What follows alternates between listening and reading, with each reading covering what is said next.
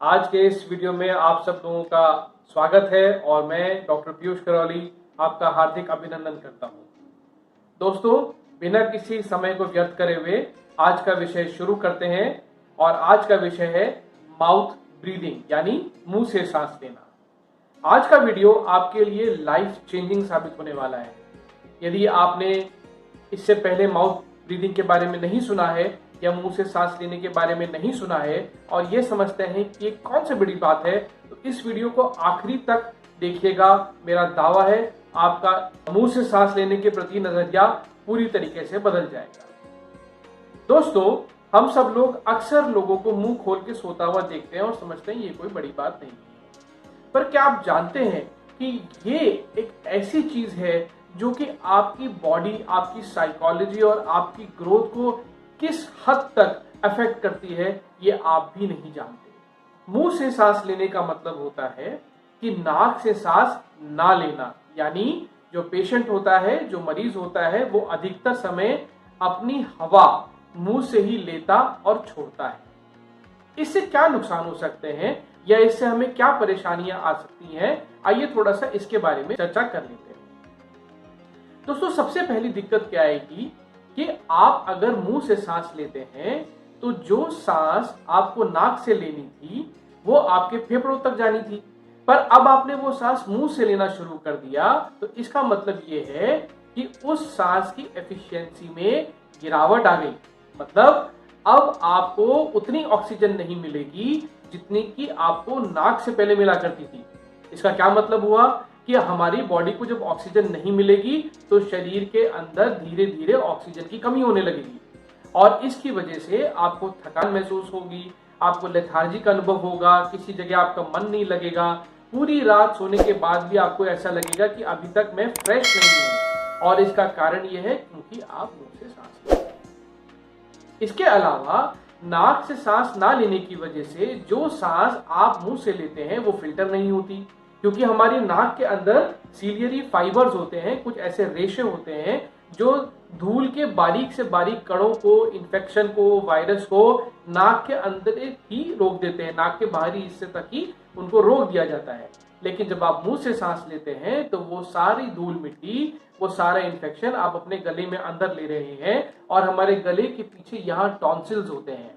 तो जो filtration process हवा का होना था वो अब हो नहीं रहा, जिसकी वजह से आपके गले में अब इन्फेक्शन रहने लगेगा, आपको थ्रोट की प्रॉब्लम्स होने लगेंगी, आपका बार बार खिंचखिंचाने लगेगा मुंह, आपको बार बार गला आप खराशेंगे और ऐसा भी हो सकता है कि आपकी आवाज के अंदर भी फर्क आ जाए, क्योंकि वो टॉन्सिल्स इतने सूज जाएंगे कि वो आपका गला भर देंगे। और ये सिर्फ इसलिए हो रहा है क्योंकि आप मुंह से सांस ले रहे हैं। इसके अलावा जब आपके टॉन्सिल्स सूज जाएंगे तो ये पीछे जो श्वास की नली है जो नाक से होकर फेफड़ों तक जाती है उसको धीरे धीरे धक्का देंगे, क्योंकि सूज रहे हैं। जब धक्का देंगे तो क्या हो गया कि आपकी जो नाक की नली थी वो सिकुड़ गई, माने अब आप नाक से चाहकर भी सांस नहीं ले पाएंगे या कम ले पाएंगे, क्योंकि टॉन्सिल्स में सूजन आई हुई है। और आप सारे टाइम इधर उधर डॉक्टरों के चक्कर काटते रहेंगे कि मुझे टॉन्सिल्स हो रहा है, मुझे टॉन्सिल्स हो रहा है, मुझे टॉन्सिल्स हो रहा है। तो आप समझ सकते हैं कि इसका कितना बड़ा फर्क पड़ता है। जब आप नाक से सांस लेते हैं तो आपकी नाक एक गैस रिलीज करती है जिसको नाइट्रिक ऑक्साइड कहते हैं। ये नाइट्रिक ऑक्साइड गैस जो है ये आपके फेफड़ों तक जाती है और वहां जाके जो लंग्स का सरफेस एरिया है उसको बढ़ाती है, ताकि हवाओं का जो आदान प्रदान है, जो कार्बन डाइऑक्साइड आपको छोड़नी है और जो ऑक्सीजन आपको लेनी है वो अच्छे तरीके से हो सके। पर क्योंकि अब मुंह से सांस लिया है तो वो आपको सांस वो नाइट्रिक ऑक्साइड आपको फेफड़ों तक नहीं पहुंच रही है, जिसकी वजह से आप चाहे जितनी मर्जी सांस ले लीजिए आपकी ऑक्सीजन की सप्लाई पूरी तरीके से आपको नहीं आ पाएगी। इसके अलावा नाइट्रिक ऑक्साइड एक ऐसी गैस है जो कि आपकी स्ट्रेस लेवल को कम करती है। अक्सर हमने ये देखा है कि मेडिटेशन में ब्रीदिंग के ऊपर बहुत ध्यान दिया जाता है।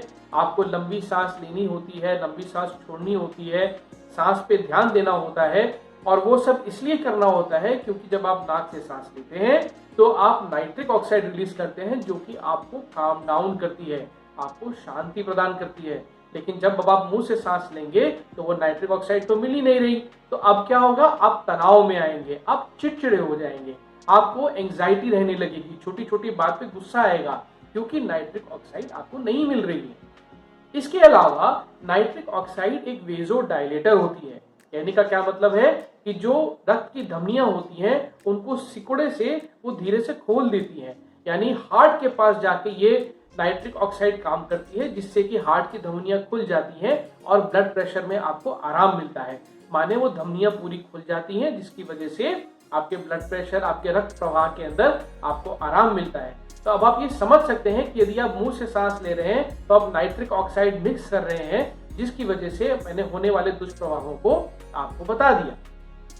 ये भी बात ध्यान देने की है कि जब आप मुंह से सांस लेते हैं तो क्योंकि आप नाक से सांस नहीं ले रहे, आपकी छाती का डेवलपमेंट प्रॉपर नहीं हो पाता, यानी आपकी जो छाती है वो पूरी तरीके से डेवलप नहीं रहती, हल्की सी पिचकी रह जाती है।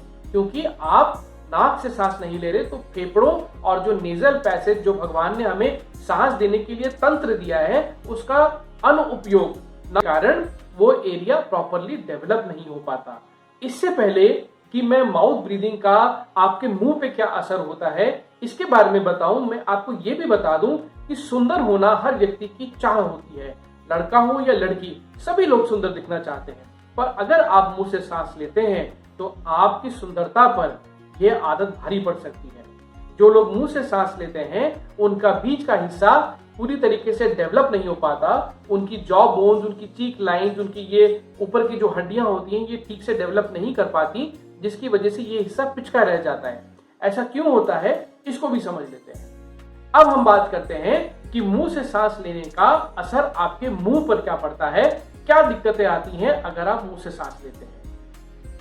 दोस्तों, जब भी हम सांस लेते हैं या थूक सटकते हैं या खाना सटकते हैं तो हमारी जो जीभ होती है ये ऊपर तालू के ऊपर जाके चिपक जाती है, जिसकी वजह से एक वैक्यूम बन जाता है और उस वैक्यूम की वजह से खाना आप खाने की नली में ट्रांसफर कर लेते हैं या पानी पी पाते हैं। जब आप मुंह से सांस लेते हैं तो जो जीभ का ऊपरी हिस्सा ऊपर वाले दांतों के पिछले हिस्से में रहना चाहिए वो प्रॉपरली लग नहीं पाता। इसके बारे में मैंने एक टंग टाई से रिलेटेड वीडियो बनाया हुआ है, अगर आपने उसे अभी तक नहीं देखा है तो कृपया इस वीडियो को देखने के बाद और उसको देख लीजिएगा ताकि आपको ये चीज अच्छे से समझ में आ जाए। वापस आते हैं और जिक्र करते हैं कि जब वो जीभ ऊपर नहीं लग पा रही तो वो एक्चुअली में जा कहाँ रही है। तो वो जीभ नीचे की नीचे रह पा रही है, वो ऊपर उठी नहीं है, क्योंकि हवा के आवागमन के लिए आप उस जीभ को उठा ही नहीं रहे हैं। तो इससे सबसे पहली बात क्या होगी कि ऊपर का जो हमारा जॉ है ये प्रॉपरली डेवलप नहीं होता, और जब ये प्रॉपरली डेवलप नहीं होगा क्योंकि जीभ बीच में नहीं बन रही है तो बाहर से जो गाल है ये अंदर धक्का मारते हैं, और ये अंदर धक्का मारने की वजह से जो यहाँ की जो आपका ऊपर की जो दांतों की पंक्ति है ये बिगड़ जाती है और ये अंदर धंस जाती है। तो जैसा मैंने भी बताया कि जो चेहरे की सुंदरता है वो बिगड़ जाती है, चेहरा लंबा और संकरा हो जाता है, और उसके साथ साथ ये गाल जो है ये अंदर के दांतों को धक्का मार मार के दबा देते हैं, जिसकी वजह से क्राउडिंग जैसी समस्या आ जाती है। यदि आप क्राउडिंग नहीं समझते हैं तो मैं बता दूं कि जब दांत आगे पीछे आड़े तिरछे हो जाते हैं तो उसको मेडिकल भाषा में क्राउडिंग कहा जाता है, और क्योंकि ऊपर का जॉ का बिगड़ गया है नीचे का जॉ उसको सिमुलेट करेगा और वो भी साथ में बिगड़ जाएगा। इसके अलावा क्योंकि अब आप मुंह से सांस लेते हैं तो हवा की वजह से आप जो है मुंह के अंदर सूखापन का अनुभव करेंगे, और सूखे मुंह में क्या क्या प्रॉब्लम्स हो सकती हैं इसके लिए मैंने एक और वीडियो बनाया हुआ है जिसमें कि मैंने हाइलिटोसिस के बारे में जिक्र करा है, कृपया करके उसको भी देख लीजिएगा। यदि नहीं देख पाए हैं तो मैं शॉर्ट में बता देता हूं कि सूखे मुंह में बैक्टीरिया जल्दी पनपता है, बिकॉज हमारा जो थूक होता है वो एंटीसेप्टिक होता है, उसमें बहुत सारे एंजाइम्स होते हैं, तो वहां पे बैक्टीरिया की ग्रोथ अच्छे से हो जाती है और अपने मुंह से बदबू का अनुभव होने लगता है क्योंकि मुंह पूरी तरीके से साफ नहीं हो पा रहा है। इसके अलावा जो मसूड़े हैं सूखे रहने की वजह से उनमें सूजन हो जाती है, पायरिया पकड़ जाते हैं और दांत की हड्डी धीरे धीरे गलती चली जाती है और एक समय के बाद दांत निकालने की नौबत भी आ सकती है। हमारा जो कान होता है इसके 3 पार्ट होते हैं, एक आउटर ईयर होता है, एक मिडिल ईयर होता है और एक इनर ईयर होता है, जहां से मेन सुनने का आपका काम चलता है। पर जो बीच का कान होता है, जो मिडिल ईयर होता है, वो एक ट्यूब के सहारे, यहाँ पे यूस्टैचियन ट्यूब कहते हैं उसको, वो मुंह में आपका कनेक्टेड रहता है, एक तरीके का प्रेशर इक्वलाइजर होता है। लेकिन जब मुंह सूखा रहता है तो अगर मुंह में कोई इन्फेक्शन हुआ तो वो आपके कान तक भी जा सकता है और कान में दर्द, सुनाई कम देना जैसी प्रॉब्लम भी माउथ ब्रीदिंग की वजह से पॉसिबल है। मुंह से सांस लेने वालों की आवाज में एक हमेशा नेजल ट्वैंग सुनाई देगा। कई लोग बोलते हैं ना कि ये नाक से बोलता है। वो नाक से इसलिए बोलता है क्योंकि उसका नेजल ऑब्स्ट्रक्शन है और नेजल ऑब्स्ट्रक्शन की वजह से उसकी आवाज में वो नेजल ट्वैंग सुनाई देता है। इसीलिए वो जानबूझ के नाक से नहीं बोलता है, पर क्योंकि उसका ऑब्स्ट्रक्शन बना हुआ है या वो माउथ ब्रीदर हो चुका है, इसीलिए उसकी आवाज में अक्षरों का उच्चारण करते वक्त एक नेजल टोन हमको सुनाई देती है। तो आप समझ सकते हैं कि यदि मुंह से सांस ले रहे हैं तो कहां से लेके कहां तक की प्रॉब्लम खड़ी हो जाती है और ये आपको कितनी ज्यादा दिक्कतें दे सकता है। हाँ, एक बात तो बताना भूल ही गया, आपने लोगों को डकार मारते बहुत देखा होगा, कई बार मजाक भी उड़ाया होगा, या आपने कई बार ऐसे लोगों को देखा होगा जो बात बात पे गैस पास कर देते हैं और उपहास का पात्र बनते हैं। यह आपको जानना बहुत आवश्यक है कि यदि वो मुंह से सांस लेते हैं तो वो अधिकतर समय हवा को पी रहे हैं और वो जो हवा वो पी रहे हैं वो या तो ऊपर से निकलेगी या वो नीचे से निकलेगी। तो डकार का आना और गैस पास करना आपका माउथ ब्रीदर होने के लिए भी बहुत बड़ा इंडिकेटर है। इसीलिए अगली बार उन पर हंसने से पहले एक बार ये देख लीजिएगा कि कहीं वो मुंह से सांस तो नहीं ले रहे, और अगर ले रहे हैं तो कृपया करके उनको टोकिएगा और किसी अच्छे चिकित्सक के पास जांच करवाने की सलाह दीजिएगा। अब थोड़ा एक बात और समझ लेते हैं कि ये खतरनाक क्यों हो सकता है। दोस्तों, जब हम मुंह से सांस लेते हैं तो जैसा मैंने आपको बताया कि ऑक्सीजन का लेवल गिरने लगता है। रात के समय जब हम सीधे लेटे रहते हैं, हमारी जीभ पीछे की तरफ शिफ्ट हो जाती है और कई बार ये आपके एयरवे पैसेज को ब्लॉक कर सकती है। ऐसी स्थिति में हवा का आवागमन बहुत कम हो जाएगा और ऑक्सीजन लेवल धीरे धीरे कम होने लगेंगे और कई बार ये फेटल भी हो सकता है। इसीलिए अगर मुंह से सांस लेते हैं तो आज ही इसके बारे में आपको अपनी जांच पड़ताल करानी चाहिए और एक जो योग्य उपचार है वो उसको लेना चाहिए। मुंह से सांस लेने वाले लोग अक्सर रात को सोते समय खर्राटे भरते हैं क्योंकि उनका नेजल पैसेज जो होता है वो ऑब्स्ट्रक्ट रहता है। तो सांस लेने के लिए उनकी एक विस्लिंग क्रिएट होती है या स्नोरिंग जिसको आप कहते हैं, वो भी इस बात का बहुत बड़ा इंडिकेटर है कि सामने वाले व्यक्ति जो खर्राटे भर रहा है हो सकता है वो मुंह खोल के सांस ले रहा हो और एक माउथ ब्रीदर हो। तो अगली बार कोई खर्राटे लेता दिखाई दे तो 2 मिनट रुक के उसकी तरफ देखिएगा जरूर कि वो नाक से सांस ले रहा है या मुंह से सांस ले रहा है। अब थोड़ा बात कर लेते हैं कि मुंह से सांस क्यों लेते हैं, क्या ऐसी वजह हो जाती है जिसकी वजह से लोग मुंह से सांस लेने पे विवश हो जाते हैं। देखिए दोस्तों, 4 से 5 साल तक यदि आप मुंह से सांस लेते हैं तो ये एब्सोल्युटली नॉर्मल है क्योंकि बच्चों में ये बहुत नॉर्मल फाइंडिंग होती है। लेकिन अगर उसके बाद भी आप मुंह से सांस लेना शुरू करते रहते हैं तो फिर वो आपके लिए चिंता का विषय हो सकता है। इसका सबसे ऑब्वियस कारण ऐसा होता है कि यदि नाक का जो नेजल पैसेज है इसमें किसी प्रकार के अवरुद्ध हो जाना, अगर जुकाम बना रहता है, अगर नाक में कोई ग्रोथ बन गई है, कई बार बच्चे नाक में कोई चीज रख भी लेते हैं उसकी वजह से भी ऑब्स्ट्रक्शन हो जाता है जो कि अननोटिस रह जाता है।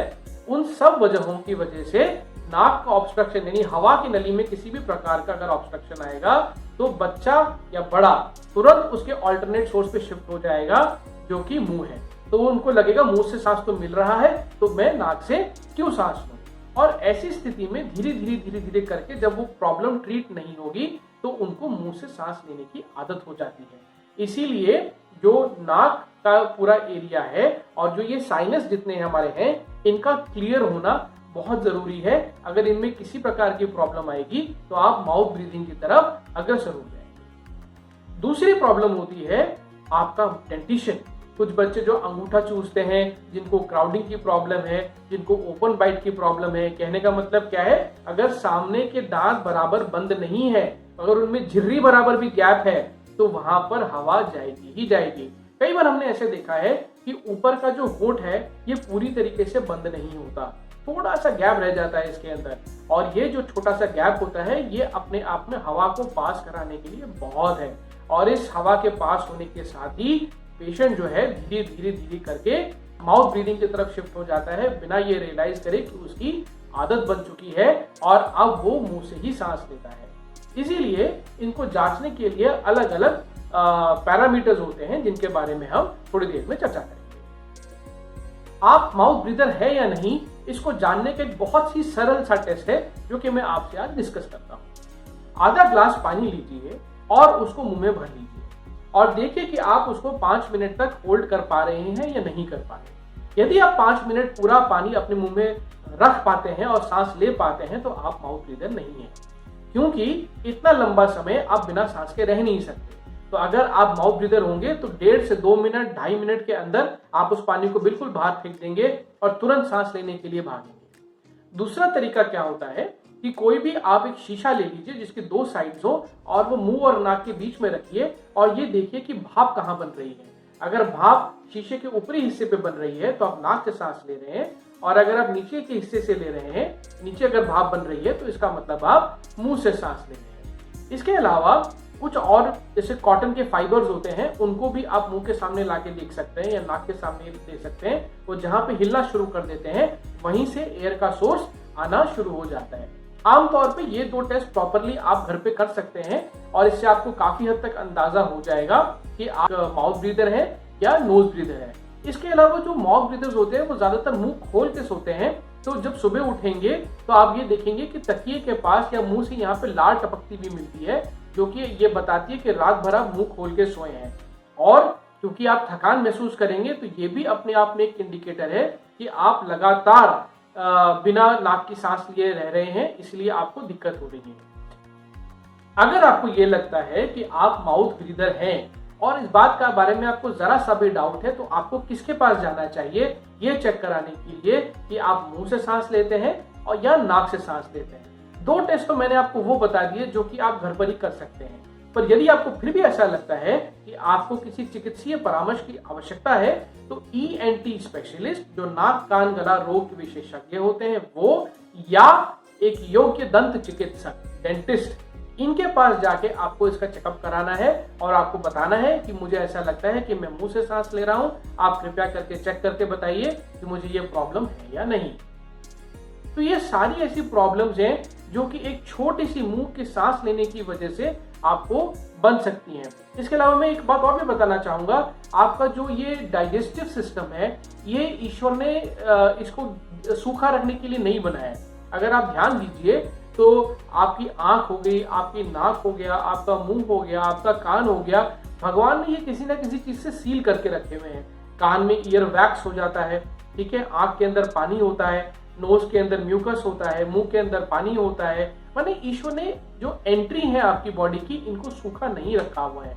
तो जब भी ये चीजें सूखी हो जाएंगी तो इनमें प्रॉब्लम होगी ही होगी। जैसे अगर आंख सूख जाती है तो आंख के अंदर अल्सर हो जाते हैं, इसी तरीके से सांस लेने से, जैसे मैंने अभी आपको बताया कि एरोफेजिया हो जाता है जिससे कि डकार और गैस की प्रॉब्लम आनी शुरू हो जाती है। ये एरिया सूखने से आपको पेट के अंदर भी अल्सर बनने की संभावना हो सकती है, इसलिए इन सब चीजों का भी आप ध्यान रखिएगा। ठीक है, तो ये कुछ बातें हुई माउथ ब्रीदिंग के बारे में। मैं जरूर इस बात की उम्मीद करूंगा कि ये जानकारी आपको अच्छी लगी होगी। अगर अच्छी लगी होगी तो वीडियो को लाइक जरूर करिएगा, शेयर जरूर करिएगा, और यदि कोई माउथ ब्रीदर दिखे तो उसको ये वीडियो दिखाइएगा भी। हमारे चैनल के साथ जुड़ने के लिए सब्सक्राइब करिए। अगले वीडियो में हम बात करेंगे कि माउथ ब्रीदर यदि हैं तो क्या करें जिससे कि ये प्रॉब्लम आपकी धीरे धीरे खत्म हो जाए और आप नेजल ब्रीदिंग की तरफ लौट पाए। तब तक के लिए हंसते रहिए, मुस्कुराते रहिए। अब मिलेंगे अगले वीडियो में। नमस्कार।